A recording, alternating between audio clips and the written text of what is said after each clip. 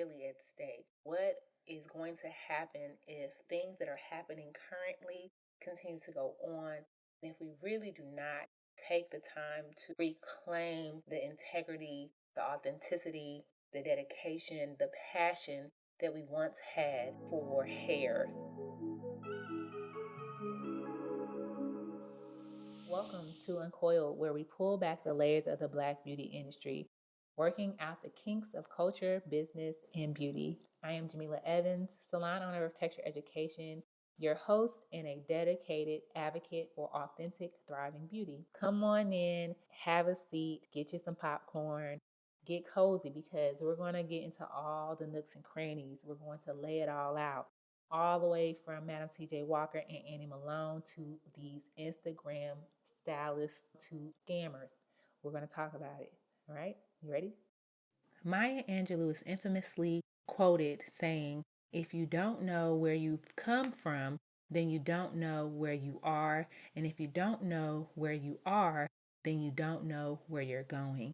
And I think that quote is a great anchor for today's episode because many of the new age stylists really do not know where we came from and how we got to where we are today. And so without that sense of a compass, without that history, without that intense purpose, I think a lot of people in the industry are going for a money grab, going for fame out of ego versus acting out of purpose and out of passion. Okay, so you're new here and you're like, who is Jameelah?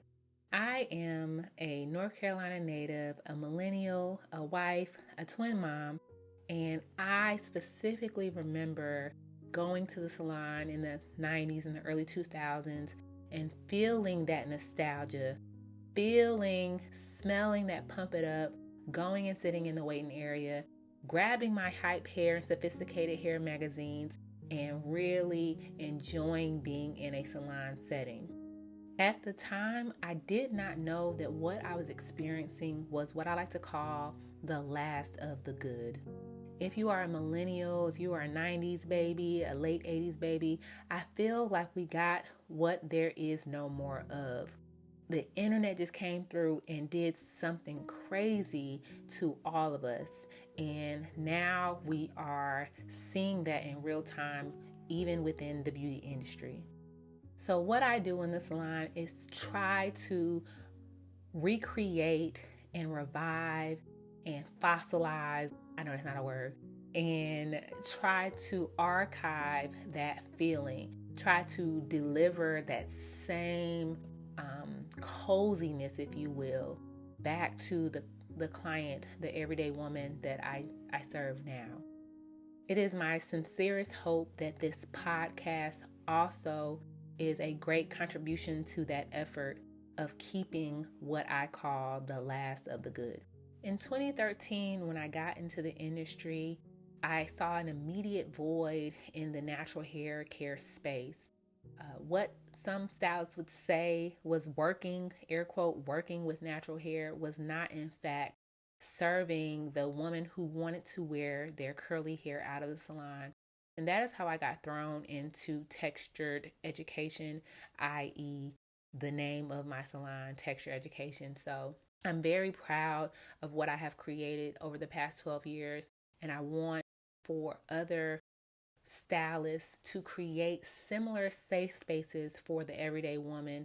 No matter how she decides to wear her hair, I really want to bring back that nostalgia, that safety, that community, that integrity back to the industry. And we can do it. I feel like this conversation isn't complete unless we talk about natural hair, especially being a curl-focused cosmetologist. Even in 2025, natural hair is still being treated as complicated, unruly, or extra work. Not just by society, but by schools, stylists, corporations, and even some consumers. There are stylists who were never trained in natural hair professionally. There are clients who don't see their natural hair as worthy of education or investment. And then there are product developers who don't understand textured hair from the inside.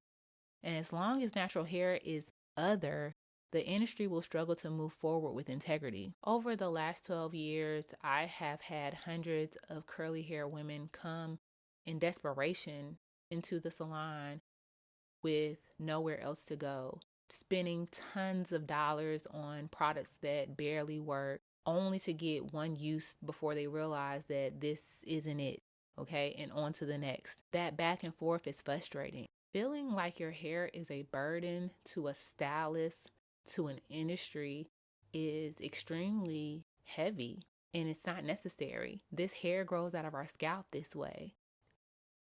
Some would argue that the simple solution to this is ownership. It's deeper than ownership, because even when Black beauty entrepreneurs want to launch a product, start a brand, go retail, or scale a business, the doors are heavier now. Access to capital is extremely limited. Manufacturing costs are high. Retail demands massive starting volumes and proven sales. So it's not that Black innovators stopped showing up, it's that the system became harder to break into and sustain. Meanwhile, large corporations can buy a brand, flood the shelves, dominate the marketing space, and drown out smaller voices, even if those smaller voices have better products, more integrity, and deeper community roots. Another huge shift in the decline of the beauty industry is how the industry now values influence over education.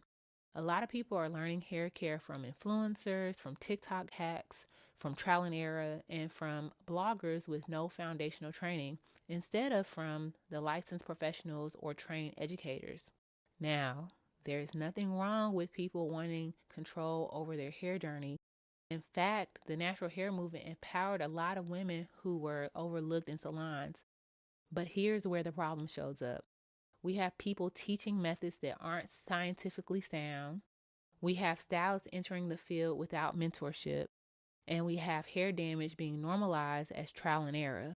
And when professionals' training stops being respected, the entire industry loses standards. Because this field, hair, chemistry, scalp care, is a science as much as it is an art.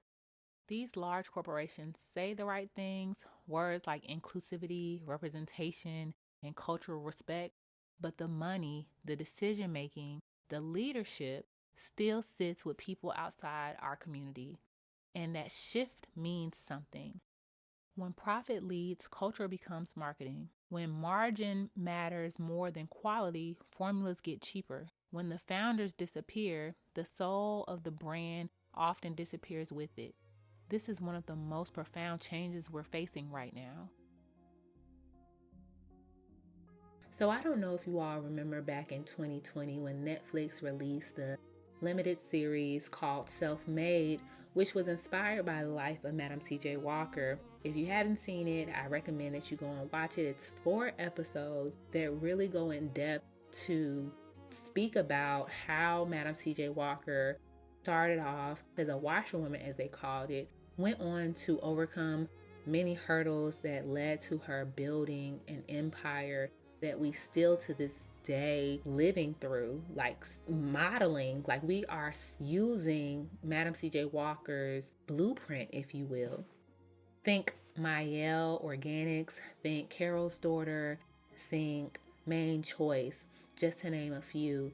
These beauty brands would not be here, or they would not have had the ease in which to come into fruition if Madam C.J. Walker did not, no pun intended, walk before them. So just to recap, we have literally went all the way back to where it has begun to present day. There is a crisis actively happening. The newer generations may not know about us, Madam C.J. Walker. They might not know where we came from. And so with that laid out, I want to talk about companies that are making sure that the legacy lives on, that we do not backslide, and they are tipping the balance beam towards the positive side versus the negative side. Companies like The Do, Briogeo, and outside of hair like Fenty Beauty are companies that we can look to as examples of how we move forward. Everyone knows Rihanna. Everyone knows Fenty Beauty and also Savage X Fenty. These are both billion-dollar companies, all right? The claim to fame when it came to Fenty Beauty and their makeup is their all-inclusive 40 shade foundation line.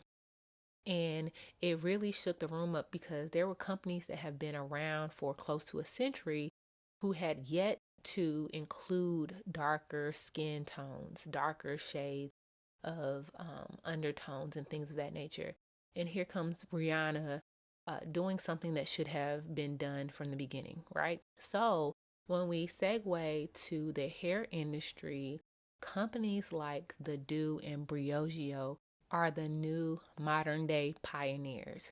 They are both companies that are Black owned, that are science based, that are heavy on the ingredients, heavy on the education, that keep the integrity going. And I'm just so proud that there are some companies that still understand the mission. So here's a big question. If the culture doesn't shift, what's at stake? Let's look at both sides, the worst case scenario and the best case scenario. Worst case scenario, if nothing changes, we could see Black-owned brands be pushed completely out of the mainstream, professionalism and education disappear, clients continuing to mistrust stylists, more hair damage from misinformation, and the complete industry's cultural identity be rewritten by corporations. And the saddest part is our children may grow up thinking Black hair was always confusing, salons were always chaotic, and that the industry never had standards or pride. That would be a loss far greater than profit. That would be a loss of a legacy. Now, on the other hand, the best case scenario, if we course correct, if we return to education, mentorship, technical mastery, and cultural purpose, we could truly see a rebirth of the industry. Imagine more Black-owned products in major retail chains, a generation of well-trained stylists who understand hair science, clients who feel seen, heard, respected, and educated, products created with integrity, not cost-cutting, and an industry as powerful now as it was in the era of Walker and Malone. That future is possible, but only if we prioritize education and client care again, because when we restore knowledge, we restore trust.